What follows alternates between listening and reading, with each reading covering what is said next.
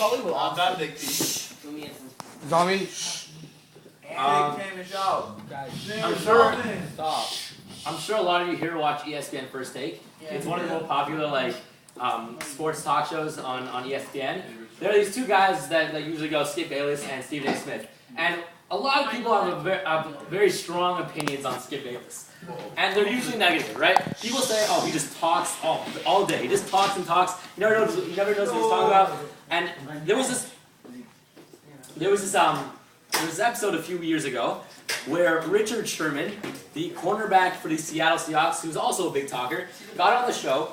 And this has happened a few times with Mark Cuban, but I'm just going to use Richard Sherman. He got on the show, and he ripped apart Skip Bayless. Why? Because Skip Bayless kept blabbing on everyone, kept downgrading Richard Sherman, he kept downgrading every single player in the NFL for the things they did bad, for the things they do wrong.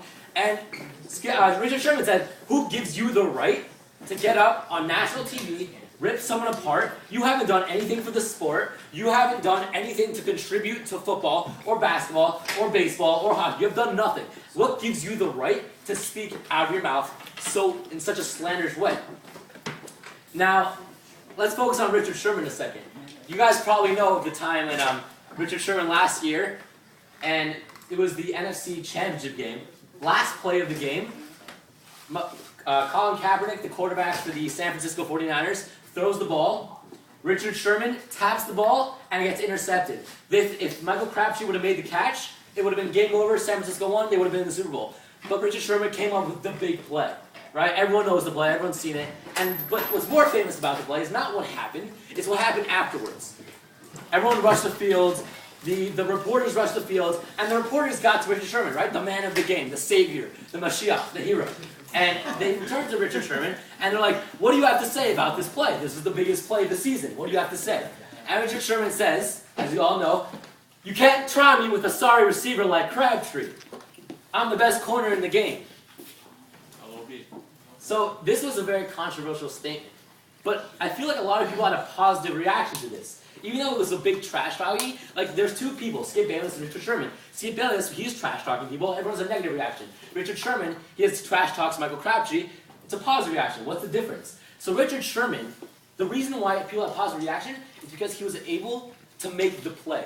If you made the play, he did the action, fine, it's okay to talk about it. It's a big ego, big ball guy, but he made the play. No one has that big of a deal with it. But Richard Sherman was so right.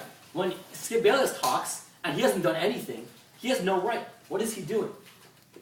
So in this parsha, we have two situations, two opposite situations. We have Ephron in the scene of Mara and Machpelah.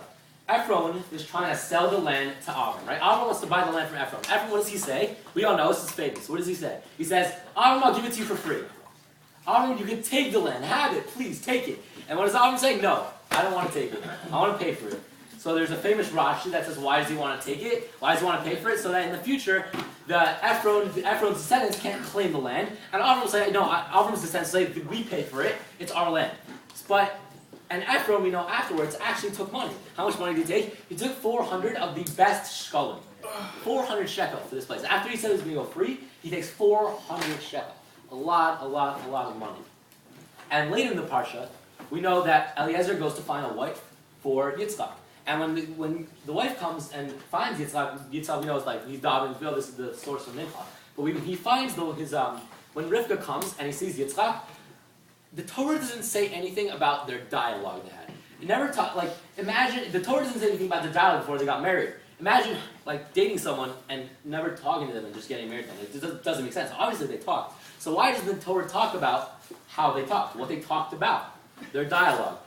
We just know that when Rivka saw Yitzchak, she came off the horse and she greeted him, and she was very enlightened by him, and she was very surprised.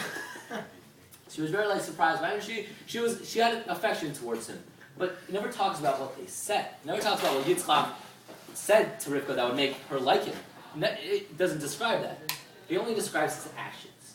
It describes the manner in which Yitzchak carried himself, right? He was always acted like a normal human being. He never acted like a behemoth. He never acted like a wild animal. He always acted like a normal human being. See, This is his actions that spoke louder than his words. These actions spoke louder than the words of Ephraim. Ephraim's words were meaningless. See, this parsha is trying to teach us lessons like we have to, instead of just talking, we have to show and not tell. All our writers in second grade told us, don't tell us that he was thinking about something, show us he was thinking about something. This is something, it's a great lesson to our lives, not just when we write. We have to show people and do our actions, because actions, they really speak louder than our words.